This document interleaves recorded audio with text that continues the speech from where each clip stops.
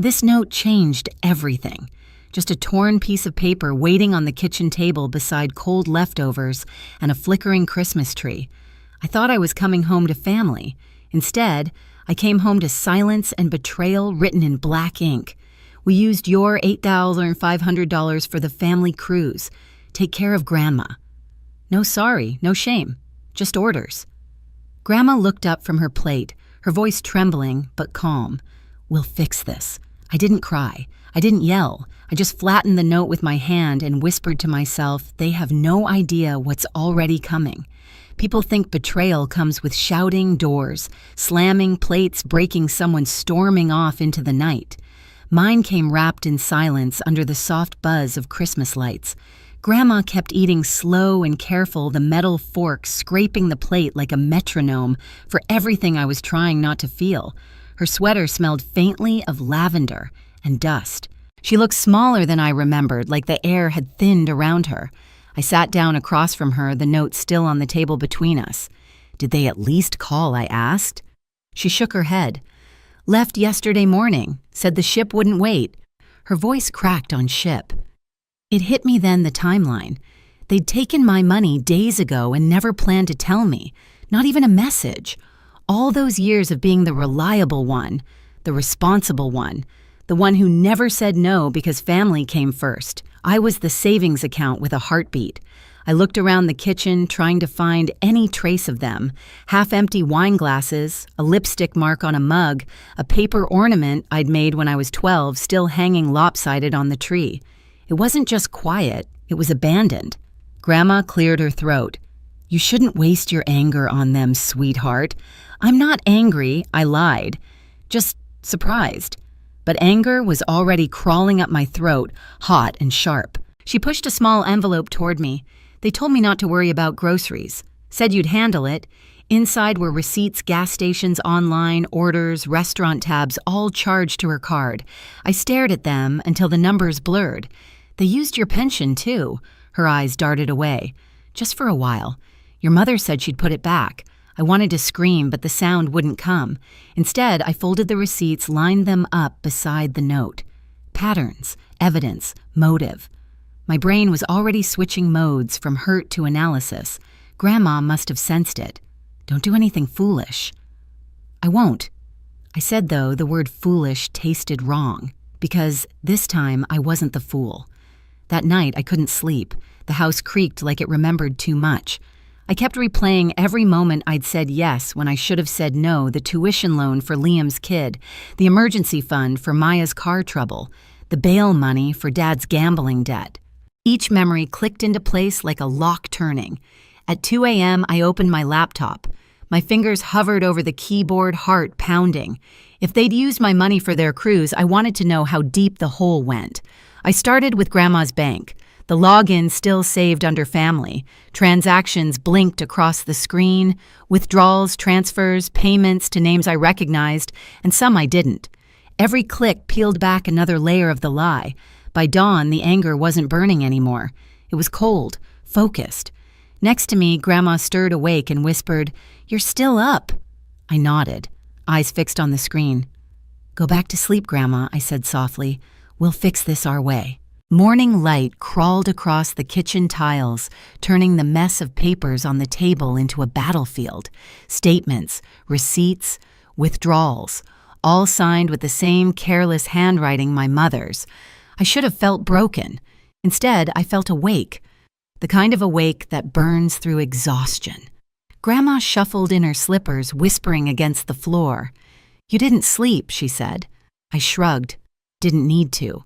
She watched as I drew lines between transactions, circling names, matching dates. "You used to love puzzles," she said softly. "This one's overdue," I replied. Every few minutes, I'd find something new, a Venmo transfer to Maya labeled utilities that matched a Sephora order, a cash withdrawal on the same day Dad lost at poker night, a payment to a cruise line weeks before Christmas. The math was sickeningly neat. Grandma sat beside me. "They think you'll forgive them. You always do." I looked up. "Do you?" She hesitated. "I used to. Not anymore." For a moment, we just sat there, two women from different generations bound by the same disappointment. When I opened the family group chat, I already knew what I'd find: silence. The last message was from Mom. "Transfer the loan soon. We need to book before prices go up. No please, no thank you, just assumption." I stared at her words until the screen dimmed. Then I typed a single period and sent it. A punctuation mark for the end of my patience. The next day I called my mother's number, straight to voicemail. The recording chirped, cheerful and hollow, "Hi, you've reached Rachel. Leave something worth listening to." I hung up. That evening, Grandma brought out an old ledger, her handwriting careful and looping. "These are my pension deposits," she said. "Start with 2016. My breath caught. "That's when she took your login." She nodded, lips pressed thin. I told myself it was temporary. But the temporary things always last the longest, don't they? We worked until our eyes burned. When I finally leaned back, the numbers told a story clearer than words ever could. 10 years of small thefts dressed up as love. I felt something shift inside me, a quiet click like a lock sliding open. I wasn't going to argue. I wasn't going to beg. I was going to document everything. Grandma squeezed my hand. "What are you thinking, sweetheart?" I met her gaze. "That they picked the wrong person to underestimate." She smiled faintly. "We'll fix this." "Yeah," I said, "but this time we'll fix it right." As the clock ticked past midnight, I created a folder on my laptop labeled Proof. Inside it, I began to build my case screenshots, transfers, every message that once made me feel guilty, now refiled as evidence. For the first time, guilt wasn't mine to carry. And somewhere in that silence between the hum of the fridge and the tapping of my keys, I realized something: they hadn't just stolen money. They'd handed me every tool I needed to end this story my way.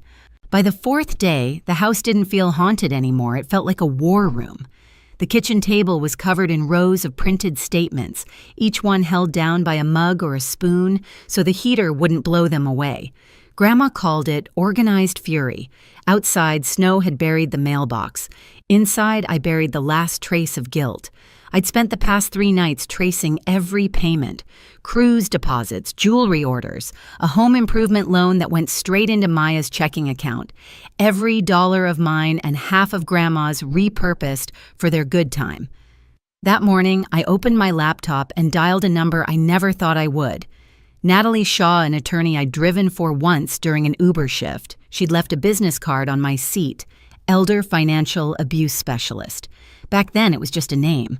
Now it was oxygen. When she answered, her voice was calm and clipped. "Natalie Shaw." "Hi. You probably don't remember me, but I do," she said quickly. "You're the driver who refused to charge me extra when my flight was delayed." "That's me," I said, exhaling. "I think I need your help." She didn't waste time. "Tell me everything." By the end of the call, I had an email address, a checklist, and a plan. Natalie's voice stayed steady through my shaking. "This isn't a family misunderstanding, Tegan. It's a felony. But we'll keep it quiet for now. Let them come back first." When I hung up, Grandma was watching from the hallway. Her face was unreadable, but her eyes glimmered with something between pride and fear. "You called a lawyer," she said. "I called protection," I corrected. The next hours were methodical. I scanned receipts labeled folders, transfers, cruise payments, luxury purchases, evidence of neglect. Every file I renamed felt like reclaiming a breath. At noon, Grandma shuffled in with 2 mugs of instant coffee. "You're shaking," she said. "I'm fine." "No," she said, sliding a mug toward me. "You're focused. There's a difference." Her calm steadied me. I took a sip, then pulled out my phone. Maya had posted again her Liam mom and dad lounging on the cruise deck, champagne glasses raised. The caption read, "Finally some peace, away from all the negativity. Family only." "Negativity?" I repeated out loud. "That's what they call me now." Grandma peered at the screen, jaw tightening. "They'll choke on that piece soon enough." We laughed soft, brittle laughter, but it was the first time I'd heard her laugh in months.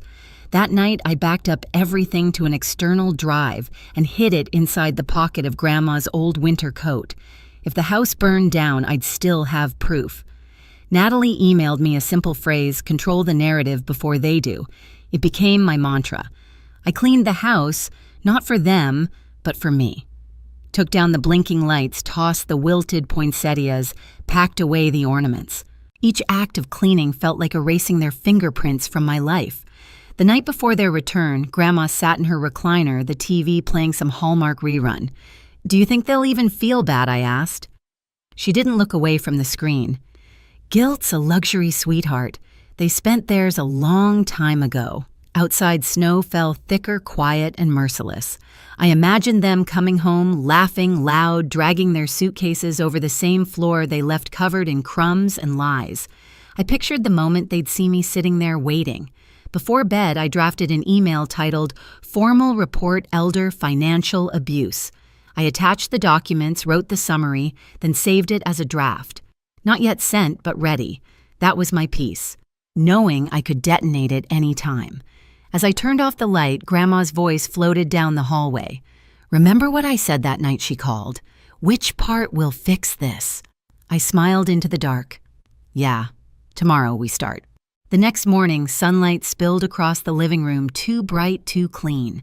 I made breakfast, brewed coffee, set the table, everything exactly as it should have been on Christmas Day. A quiet stage for a loud reckoning. Then came the sound I'd been waiting for, tires crunching on ice doors, slamming laughter echoing through the front yard. Their voices the same ones that once made me flinch, now just noise. I straightened my sweater, glanced at Grandma, she nodded once. The front door swung open. They were home. And this time I was ready. The front door swung open with that old familiar squeal. The sound used to make me happy back when it meant family coming home. Now it just meant the storm had arrived. "Couldn't you at least shovel the driveway?" Mom's voice cut through the cold air before she even stepped inside. Rachel Harris, queen of calm cruelty, still in her sunglasses like she was allergic to reality. Dad followed, red-faced and bloated from buffet food, dragging 2 suitcases that looked heavier than his conscience. Behind them, Maya stumbled in her nails, perfect, her voice sharp. "God, it's freezing. You could have turned the heat up." Liam was last carrying himself like a man who believed no one could touch him. No one spoke to Grandma. They brushed past her like she was furniture. I sat at the kitchen table, the same table where I found the note where this all began. My laptop was open. The screen glowed soft blue. "Welcome home," I said evenly. Mom froze when she saw me. "Tegan, you're still here," I smiled. "You told me to take care of Grandma." Maya laughed bitter. "Oh, come on. Don't be dramatic." Grandma, sitting quietly in her chair, didn't even look up. "I'm too old for dramatics," she murmured. I gestured toward the chairs. "Sit." They exchanged confused looks, but sat down, Rachel at the head, like always. I waited until the sound of their chairs scraping faded. Then I clicked play. The first file on the screen was a spreadsheet, rows of numbers, dates, payments, transfers from Grandma's pension, withdrawals from her account. The title at the top read, "Funds Misappropriated by Rachel Harris and Family." For a few seconds, no one spoke. Just the sound of the ceiling vent humming. Dad leaned forward, squinting. "What the hell is this?" "Your vacation itinerary," I said. Rachel's smile faltered. "Where did you get—" "From the same place you got my savings," I said. "Grandma's bank." I turned the page, screenshots of messages between Rachel and Maya. Rachel: "He won't notice the cruise deposit missing. He trusts us." Maya: "He's too soft. Plus, who leaves Grandma alone on Christmas anyway?" The color drained from Maya's face. You went through our phones." "No," I said. "You left your cloud backups unprotected. Turns out honesty isn't the only thing you're bad at securing." Liam slammed his hand on the table. "You can't just spy on your own family." Grandma's voice sliced through the room, calm and deadly. "You stopped being family when you started stealing from me." Silence. Heavy. Absolute. I clicked another file. This one was audio. Ava's voice trembled through the speakers. They said if Tegan didn't send the money, they'd just leave her and deal with it later. I couldn't stay quiet anymore. Liam shot up. "You recorded my wife." "She asked me to," I said. "Because she was done lying for you." Dad's chair scraped back as he stood. "You little snake. You've been digging into our accounts like someone who's tired of being robbed," I interrupted. "Yeah, exactly that." I opened the last file, a draft email already addressed to Natalie, the State Elder Protection Unit, and 2 local news outlets. The subject line read, "Formal complaint, elder financial abuse, supporting evidence attached." "You have 48 hours," I said quietly. "Return every cent, or I send this." Maya laughed a high brittle sound. "You wouldn't. You'd ruin your own family." "No," I said. "You did that when you traded love for leverage." Rachel's voice dropped low. "You think people will side with you? You've always been the dramatic one, Tegan. The victim." I looked at her, really looked at her, at the perfect hair, the false composure, the eyes that had always seen weakness where there was loyalty. "I'm not the victim," I said. "I'm the receipt." Dad opened his mouth, but Grandma spoke first. Her voice was rough but steady. "I raised 3 children," she said slowly. "Fed you, worked 2 jobs, and you left me with frozen beans and moldy pie while you sipped champagne on a ship I paid for. You're lucky it's her handling this, because if it were me—" Her words trailed off, but her eyes did the rest. Rachel tried to smile. "Mother, let's not—" "Don't you mother me," Grandma snapped, slamming her hand on the table so hard the sound cracked through the air. The shock of it made even Liam flinch. I pushed the envelope across the table. Inside, printed copies of every document, every message.